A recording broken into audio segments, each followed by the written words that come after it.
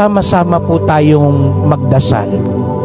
Mahal na pong Jesus Nazareno, narito na naman po kami, iyong mga deboto, iyong mga alagad, hindi lang para magsumbong, hindi para magreklamo, hindi lang para magpaawa, kung hindi para tunay na magdasal, tunay na magdebosyon, tunay na manalangin.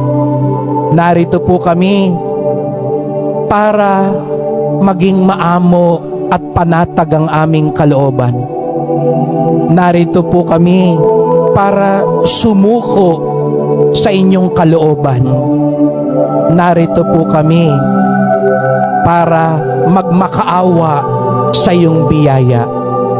Sapagkat mahal na pong Jesus Nazareno, hindi po ito tungkol sa ginawa sa amin